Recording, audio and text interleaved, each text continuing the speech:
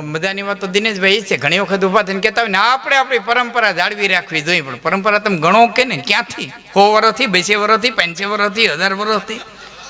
પરંપરાનું તમારું નક્કી તો હોવું જોઈએ કે અમે અહીંથી પરંપરા ગણીએ. સરનામું તો હોવું જોઈએ ને, અમારી પરંપરા, પણ ક્યાંથી? હા, એ પાછું નક્કી થવું જોઈએ. ખાલી એક દાખલો દઉં તમને ખ્યાલ આવી જાય હું શું કહેવા માગું છું. ભર સફારી માલિકો દીકરી ઊભી થઈને બાપને એમ કહેતી હતી કે નેઠો ઉતાર નહીં પૈણ્યું. માને કહીને બાપના કાનથી વાત પહોંચાડવી એમ નહીં, દાસીને કહીને માને કેવરાવું, માના કાન પાસેથી બાપના કાન સુધી વાત જવા દેવી એમ નહીં, બાપને એક બાજુ ખૂણામાં બોલાવીને કેવું એમે નહીં. કૃષ્ણની હાજરીમાં ભરસભામાં ઊભી થઈને દ્રૌપદી બોલી હતી કે સુતપુત્ર છે હેઠો ઉતાર, નહીં પૈણ્યો, અને કરણને હેઠો ઉતારી. એ દીકરી કેટલી ફોડવડી છે. સ્વતંત્રતા એ ભારતના લોહીમાં છે, પણ સ્વતંત્રતા સ્વચ્છંદતા ન બની જાય એટલું ધ્યાન માવતરે રાખવું જોઈએ. સ્વચ્છંદી ન બની જવી જોઈએ. પતિ બરખા ભઈ ફૂટત ક્યારી જીમી સુતંત્ર ભયે બિગરત નારી. સ્વચ્છંદી ન બની જાય એ માટે થઈને ભારતના શાસ્ત્રોએ કીધું છે કે દીકરી જુવાન થાય ત્યાં સુધી બાપને આધીન, જુવાનીમાં પતિને આધીન અને ઘટપણની માલિકર પુત્રને આધીન સ્વચ્છંદી ન બની જાય એટલા માટે મર્યાદાઓ અને એ દેશ એ સંસ્કૃતિને જીવંત રાખીને આપણો જીવનારો વર્ગ, એમાંય પાછો તો ચારણ વર્ગ, જગતને કંઈક કેનારો કંઈક દેનારો. ચારણ કીર્તિ પ્રચારણ, ચારણ ચારણ મંડન દેવ સભાકા, ચારણ ક્ષત્રિય કો તારણ ચારણ, અને ચારણ આત્મજ શૈલ સુતાકા. ચારણ આત્મજ શૈલ સુતાકા, ચારણ સત્ય ઉચ્ચારણ ચારણ, સત્ય ઉચ્ચારણ ચારણ. ચારણ પિંગલ શાસ્ત્ર પઢે, અરુ ચારણ બોલ અડોલ સુધાકા. આ તો એ વખતની વાત છે. તે દિન બોલ અડોલ સુધાકા, તે દિન વાત છે ને. ના પણ કેવડી બધી કેવડી જબરદસ્ત આ જ્ઞાતિની જે તાકાત. હનુમાનજી મહારાજ રામને આવીને એમ કહે છે કે મેં લંકા હળગાવી, પણ સીતાજી કે વિભીષણનું ઘર બેડ્યું કે નથી બેડ્યું એવો જોવા માટે થઈને પાછો નથી ગયો. કે કેમ? કે મને આકાશ માર્ગે 2 ચારણો મળ્યા હતા અને એમ કીધું કે એ ઘર સલામત છે, તમારે પાછું જવાની જરૂરિયાત નથી. એટલે રામે કીધું કે ચારણો અસત્ય બોલતા નથી. આ છે મહાભારતમાં એવો જ પ્રસંગ. મહાભારતમાં એવો જ પ્રસંગ. પહેલા જ્યારે ઋષિઓ ગયા ભીષ્મ પાસે કે કુંતા આવવા માગે છે, એટલે કીધું ભીષ્મએ કે મારા ભાઈથી પુત્ર થાય એમ નહોતા, સંતાન કેના? પાંડુ, એને રોગ જ પાંડુ નો હતો. ભલે પછી ઋષિનો શ્રાપ ને એકદમ ભેરું ભેડ્યું હોય, ઈંધણા ભેર્યા હોય, એ વસ્તુ જોઈ. પાંડુનો અર્થ થાય ડેટકાના પગ. પાંડુ એટલે ડેટકો, ડેટકાના પગ જેવા હોય ને એવું જેનું શરીર પીરું પડી ગયેલું હોય એ પાંડુ.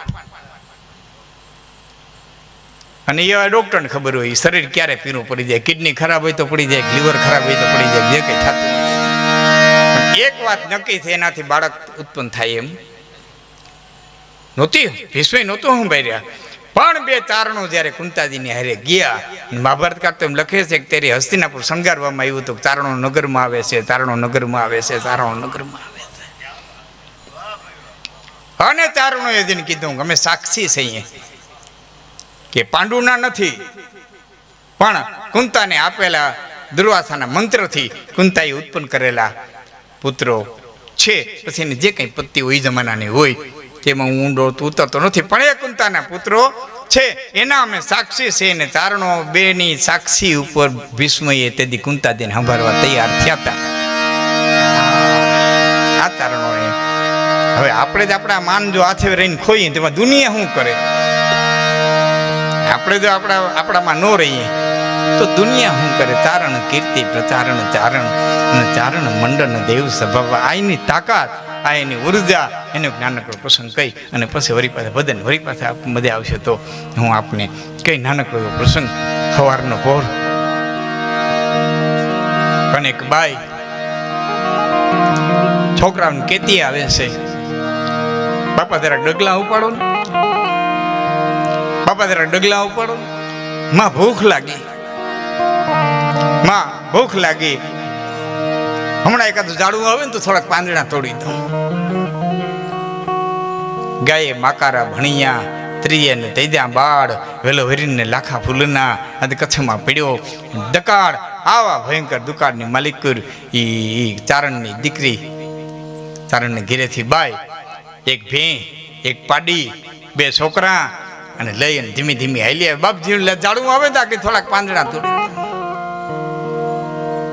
એ ઝાડવાના પાંદડા ખવડાવતી આવે, કઈ પાણી પાતી આવે, કઈ માયગું જડે તો ખવડાવતી આવે. કરતા કરતા કરતા કરતા રોંઢાના સમયે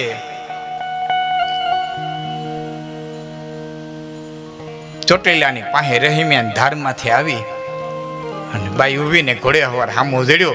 એને કીધું, ભાઈ આ હામું ગામ એ રહેમ્યું? કે હા બેન એ રહેમ્યું.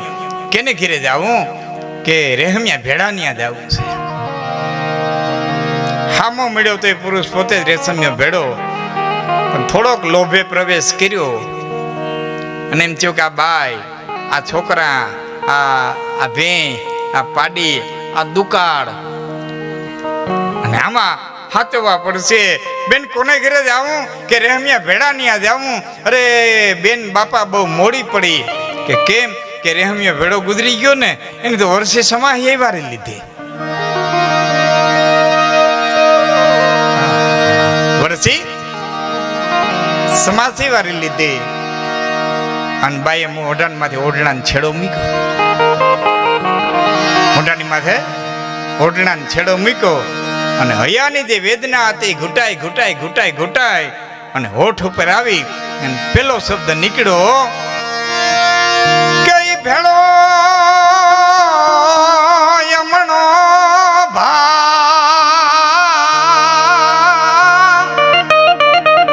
જાણે વાંઢું ને વર્તાવશે.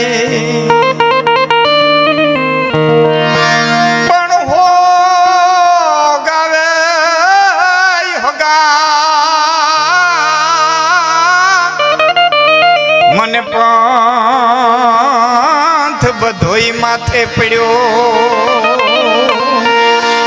પણ યા માણસો સો ગાવે જો ને સગા.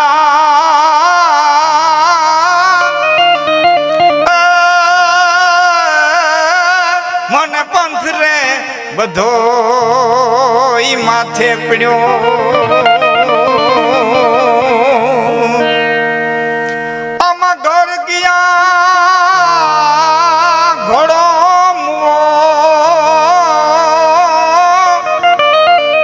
મેલાન મેવલીએ કરદણી મરી ગયો. ઘોડા અટકના આપણામાં ઘોડા ચારણ થાય. ઘણા યા દુવામાં ઘોડાનો અર્થ અશ્વ કર્યો છે, પણ અશ્વ નથી થતો, ચારણ થાય છે. મારો ગરધણી ગયો ઘર ગયા ઘોડો મુવો અમને મેલાન મેવલીએ. પણ અમે રખડી રખડી રાન થયા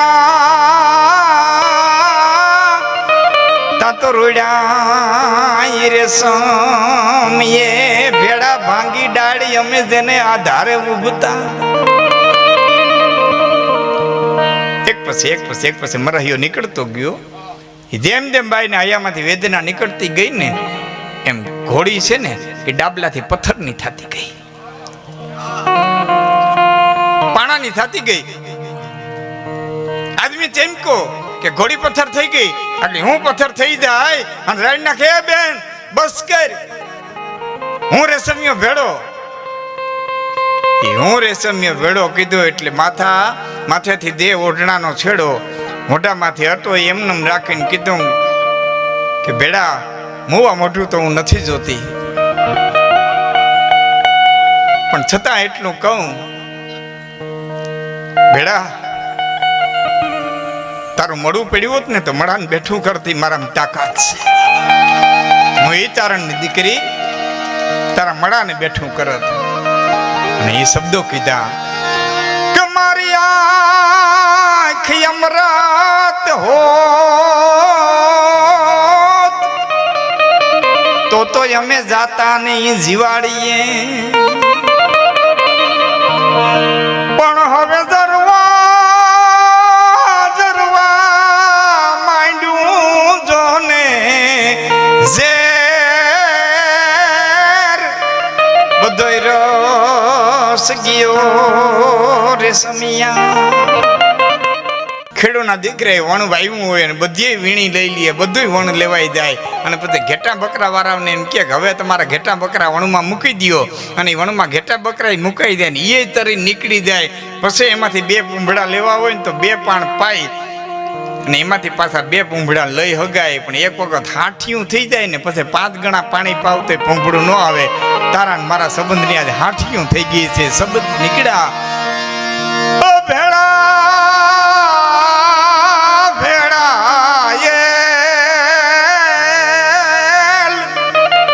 અમે વીણેલ વણું ને વાળીએ,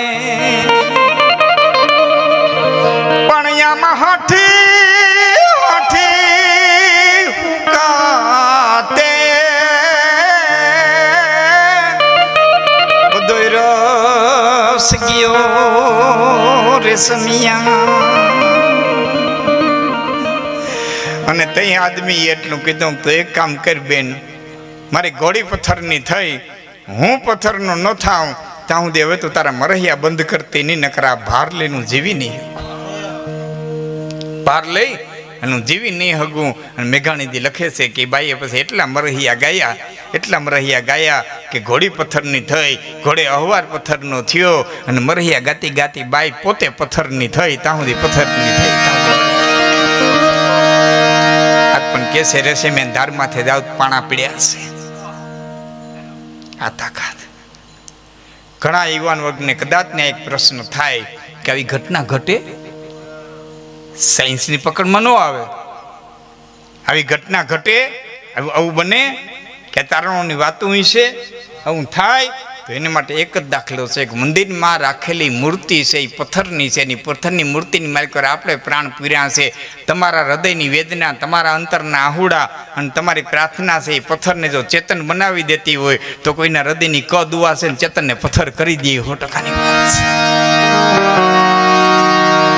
માટે તુલસી ગરીબી ન છેડીએ, બુરી ગરીબ કી હાય, મુવા ઢોર કી ખાલસે. અહીં તો લોહા ભસમ હો જાય. તારણ દાયરો બેઠો છે, વાયુ બેઠા છે, બધા બેઠા છે. અટાણું જે બધું કીધું એ બધું શાસ્ત્ર દ્રષ્ટિ અને જે કંઈ, પણ હવે મારા પોતાના વિચારથી આટલું કહું છું કે આ એક દુઆને આખી જિંદગી ન ભૂલતા, બીજું બધું ભૂલી જાવ તો વાંધો નહીં. આ એક દુઓ આખી જિંદગી ન ભૂલતા. ઘણી જગ્યાએ બોલ્યો છું, પાછો ફરી વાર તમને કહું છું કે સુકા સરોવરા અને ઊંચ કુડા એની કરશો ના કંગી કોઈ, થોડે ને ઘણે દીહડે પછી ઘીના ઠામુમાં ઘી હોય. સુકા સરોવર સુકાઈ ગયું હોય, માલિક માણા વ્યા દયા ભરોંડા પડી ગયા હોય, એ તળાવડાને કોઈ દી એમ ન કહેવું કે તમે ખાલી થઈ ગયા અને તમારી પાસે કાંઈ નથી.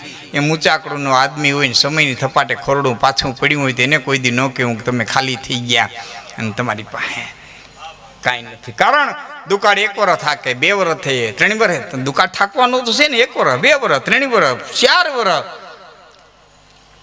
3 વર્ષે દુકાળ થાકે અને આહારની એલી મંડાય. તેથી પાણી પેટે ઢેડાય અને સરોવરની માલિકો જાય. કોઈ સરોવર પાણીને બોલાવવા ન જાય, કોઈ સરોવર બોલાવવા ન જાય. પાણી પેટે ઢેડાય, રેડું નાખતા સરોવરમાં જાય. એમ પરંપરાને ચારણત્વને આપણે હાચવી રાખ્યું છે તો સંપત્તિને તો એકદી પેટે ઢેડાઈને આવવું પડશે. સુકા સરોવરા અને ઊંચ ઘોડા એની કરશો ના કંગી કોઈ, થોડે ને ઘણે દીહડે પછી ઘીના ઠામમાં ઘી હોય. 5 નદી દુધાણા મોરા પડે, ઘીના ઠામ અધે ચડી જાય, ભાદરવે બેયું મળવા માંડે તેથી એના એ ઠામ પાછા હેઠા ઉતરે અને એમાં એ ઘી પડે. માટે तुलसी गरीबी न छेड़िए बुरी गरीबी की हाय मुँह ठोर की खाल से लोहा भस्म हो जाए।